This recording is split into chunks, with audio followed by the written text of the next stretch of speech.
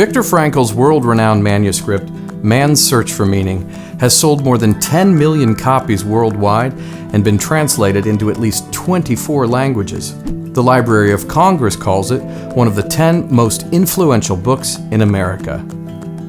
So what the heck is this book all about? Man's Search for Meaning is an interesting book in that it's divided into two fundamentally different parts. Not quite halves, the first part being longer than the second, and they really are very different from one another in terms of their content and form. Part 1 of Man's Search for Meaning is Frankl's direct account of his own first-hand experiences surviving the Nazi concentration camps of World War II.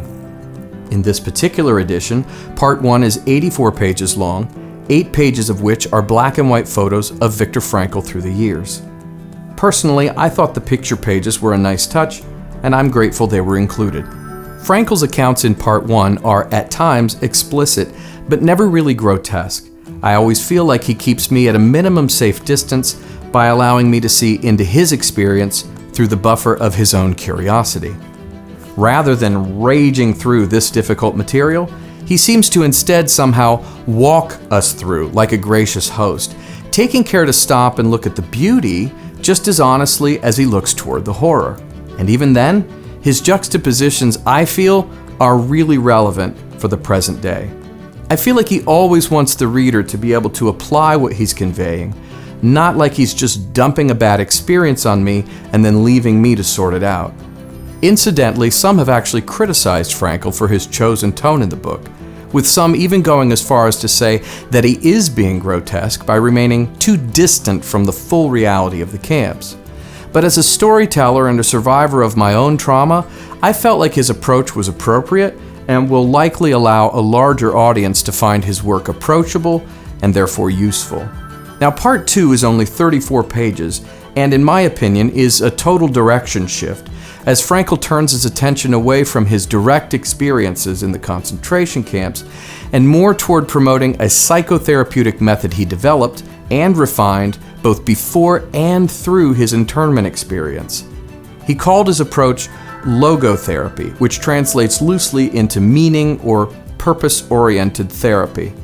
In Part 2 of the book, Frankl gives lots of challenging ideas and new ways of thinking that felt instantly applicable to my own life.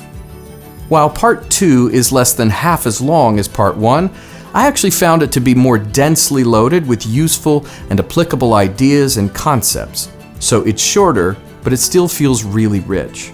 Now, I think one of the biggest standouts for me with this book has to be centered around the meaning of life. If you've ever asked yourself, what is the meaning of life? Viktor Frankl not only tackles that question head on, I believe his answer is incredibly insightful, and it definitely caught me off guard. Don't worry, I'm not going to spoil it for you, but I didn't anticipate his perspective on the question, what is the meaning of life? And in my view, his perspective alone is worth the price of the whole book. Now, for those of you who aren't sure if you've got it in you to read a book about the Holocaust right now, I should point out that the New York Times calls it an enduring work of survival literature, which I love, because in addition to all the inspiration and growth-oriented challenges the material offers, this book is definitely loaded with useful ideas, information, and concepts for those who may be interested in what it takes to survive an unthinkable situation.